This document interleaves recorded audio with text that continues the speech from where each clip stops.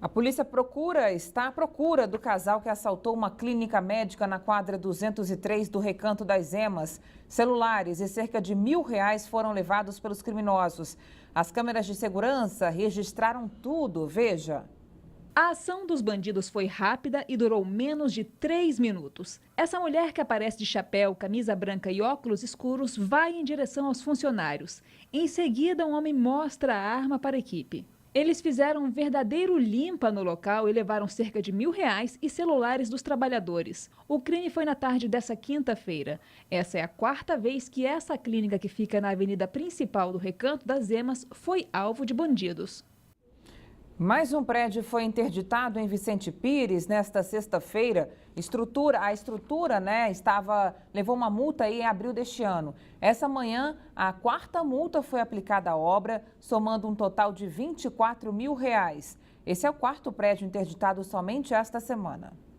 O prédio de 7 andares ocupa a chácara 286, na rua 4 de Vicente Pires. Como responsável pela obra não acatou nenhuma medida que já havia sido tomada pela AGFIS para interromper a construção, a agência resolveu interditar o local. Uma mureta foi erguida e as portas foram soldadas para evitar a entrada.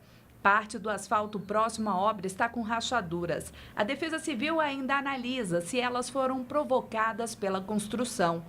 Um levantamento feito pela administração de Vicente Pires aponta que cerca de 700 imóveis na região foram construídos de forma ilegal. 7 construções já foram interditadas. Em outubro, uma delas acabou causando uma tragédia durante desabamento. Aguimar Silva morreu soterrado. E para evitar outro acidente, o Ministério Público emitiu uma recomendação no dia 30 de outubro à AGFIS e à Defesa Civil para que os edifícios irregulares sejam desocupados e demolidos. Os órgãos afirmam que já estão tomando medidas para impedir as obras ilegais.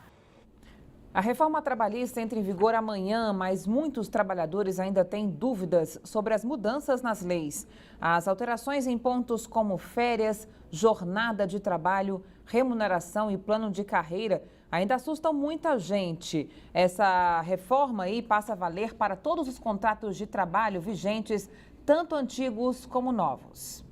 O Marcelo é o advogado dessa empresa especializada em serviço terceirizado. Nos últimos dias, muitos funcionários têm procurado por ele para tirar as dúvidas sobre a reforma trabalhista, que começa a valer a partir deste sábado. Existe, na verdade, uma distorção em relação à aplicabilidade dessa nova lei, porque ela veio para propiciar o diálogo entre empregador e empregado. Ela não veio necessariamente para tirar direitos, né? E esse diálogo é que é o mais importante. A reforma sancionada pelo presidente da República, Michel Temer, em 23 de julho, ainda gera muitas dúvidas entre os trabalhadores. Para Marcelo, a medida não vai trazer prejuízos aos empregados e pode fazer com que ocorra uma aproximação na relação entre patrão e funcionário. Não vai ter nenhum impacto assim no ponto de vista legal. Vai só regulamentar muita coisa que já deveria ter sido regulamentado, como, por exemplo, a questão da terceirização da atividade fim, que isso é muito importante que seja feito. Hoje, a terceirização, você presta um determinado objeto, mão de obra, e essa mão de obra muitas vezes acaba se distorcendo no próprio tomador de serviço. Mas o que realmente muda com a nova lei trabalhista?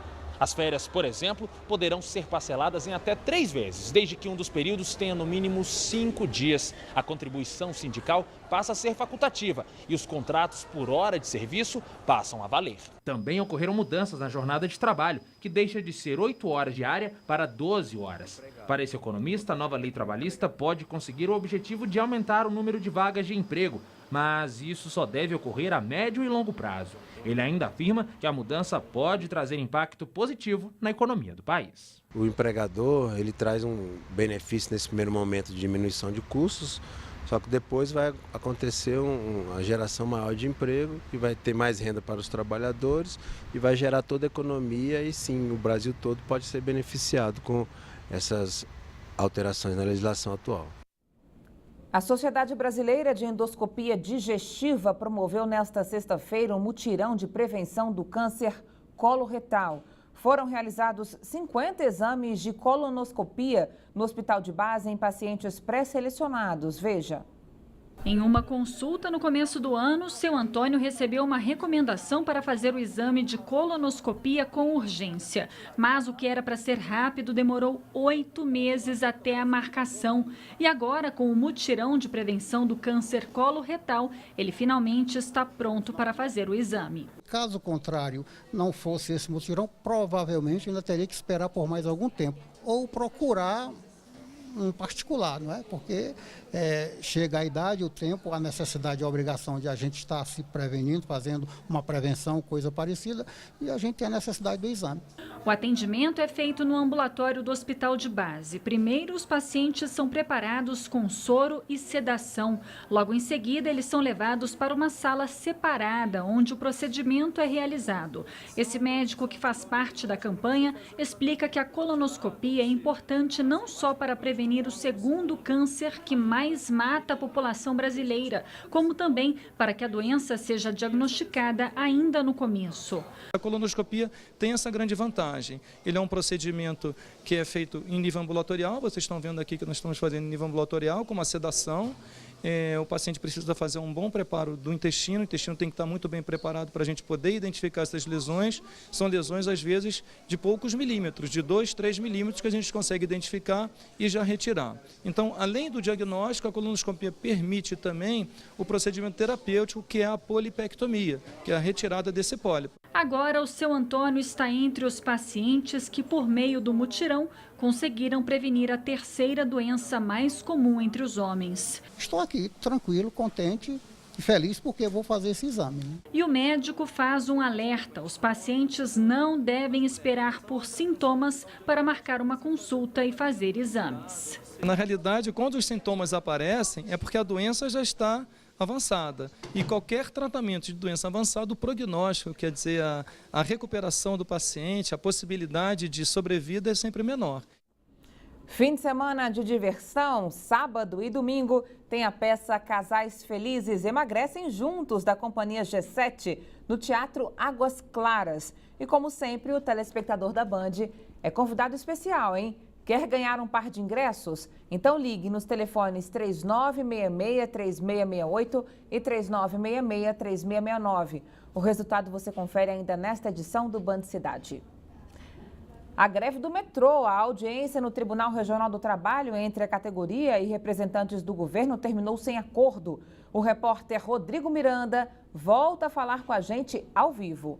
Oi, Rodrigo. Oi, Carol. Hoje à tarde, os representantes do metrô e a categoria, os grevistas, se reuniram mais uma vez, agora em uma audiência lá no Tribunal Regional do Trabalho, e novamente nenhum acordo houve aí, não chegaram a nenhum acordo, então a greve continua aqui no Distrito Federal. A expectativa é que ainda há uma solução, a expectativa é que essa greve possa acabar, porque às 8 horas da noite os metroviários vão se reunir em uma assembleia lá na Praça do Relógio para definir o rumo da greve, mas ela deve continuar aí para a tristeza dos brasilienses que já encaram o segundo dia de paralisação. Isso porque o metrô desde ontem está rodando apenas no horário de pico, no início da manhã e também no fim da tarde e início da noite. Durante toda a tarde não há metrô rodando, então a população encontra muita dificuldade, muito transtorno por conta disso. O trânsito também está muito intenso aqui no Distrito Federal.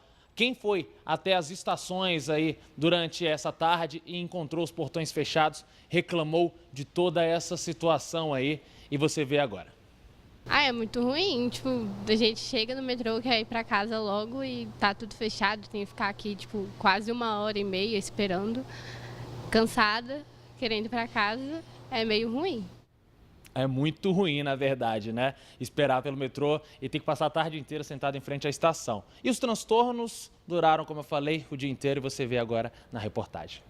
Para aqueles passageiros que pegam o metrô no horário de pico, quase não está dando para perceber a paralisação dos metroviários. Para mim não está afetando muito não, está normal. Para mim não está afetando muito não. Mas para a Fabiana, que estuda na Universidade de Brasília e mora em Águas Claras, a greve tem prejudicado a rotina. Primeiro porque vou ter que começar a cortar mais cedo, porque senão eu não consigo entrar no metrô. Porque ele vai vir bem mais lotado. E Sempre que eu saio, o metrô não vai estar funcionando. Ou seja, para mim vai ser muito inconveniente. O metrô DF informou que 20 trens estão a serviço da população, mas apenas no horário de pico, das 6 às 10 da manhã e das 4h30 da tarde às 8h30 da noite. Fora desse horário, as estações estarão fechadas. E essa atitude dos metroviários contradiz uma decisão judicial que estabelece que 90% da frota circule em horário de pico e 60% em horários de menos movimento. Ainda há outra determinação judicial, que a frota funcione 100% no domingo para atender estudantes que farão a segunda prova do Enem. Por telefone, tentamos contato com o sindicato da categoria, mas, para nossa surpresa, os representantes não quiseram nos atender. Meu nome é Érica, eu sou da Band. A gente está fazendo reportagem aí sobre a greve de vocês. Não está atendendo a Band. Um absurdo, né? Porque a imprensa, de alguma forma, está aqui para representar os anseios da população, né? Os metroviários exigem aumento salarial de mais de 8% e a contratação dos concursados. Índios de 4 etnias receberam atendimento médico feito por profissionais do HUB nesta sexta. Veja. A rotina dos índios do Santuário do Pajé, no setor noroeste, foi diferente nesta sexta-feira. A equipe médica do Hospital Universitário de Brasília foi ao lugar para atender as 4 etnias que vivem por lá. Muitas vezes, quando a gente está dentro do hospital, a gente não consegue identificar todas as necessidades que tem numa comunidade como essa, né? Que não tem acesso, não tem transporte, né? E você fazendo um atendimento como esse, você identifica alguns casos que necessitariam de um atendimento prioritário. O mutirão realizou 156 atendimentos pediátricos, 60 vacinações, além de serviço odontológico. A ação foi comemorada pelas etnias que muitas vezes encontram dificuldades para receber esses serviços nos postos de saúde e hospitais. Para mim é um sentimento de emoção, é ver todo mundo sendo atendido, né? Porque nem sempre nós vamos no posto de saúde e nós não temos atendimento. E saber que o médico veio bem aqui, muita gente, e ser atendido e eles não ter nojo de nós, né? A iniciativa faz parte de uma ação solidária que acontece em todo o país nesta sexta-feira. O sucesso foi tão grande que o mutirão deve voltar a ocorrer nos próximos anos. O projeto Uniduniler para incentivar o hábito da leitura entre as crianças passou hoje por uma escola-parque da Asa Sul. Autores e ilustradores contaram histórias e ensinaram aos estudantes técnicas de criação de livros. Veja como foi.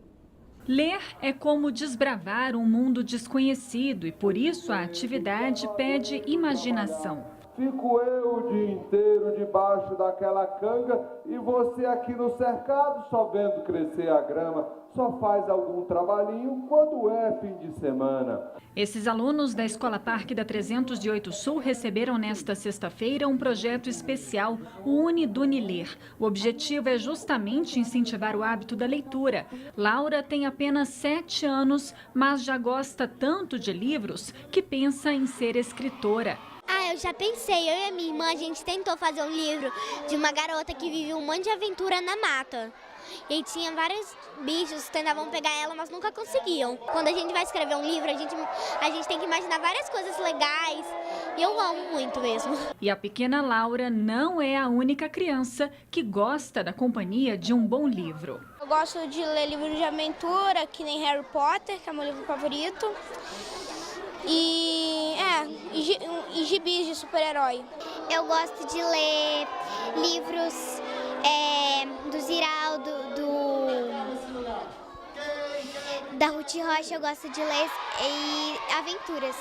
Para os professores, o hábito de ler é capaz de mudar completamente o desempenho dos alunos, para melhor, claro. Ela é uma criança que tem costume de ler, ela tem um comportamento diferenciado, ela é uma criança que ela é mais tranquila, geralmente ela é mais calma e ela presta mais atenção no que a gente fala em sala de aula. A leitura ela proporciona isso, né? O diretor da Escola Parque diz que a instituição recebe o projeto há 4 anos e também ressalta a importância de apresentar esse mundo de leitura e imaginação para as crianças. A leitura, ainda mais no mundo hoje tão baseado nas imagens, né?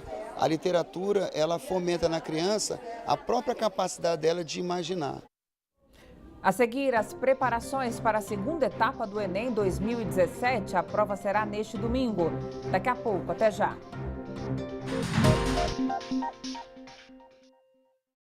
Band Cidade, segunda edição. Oferecimento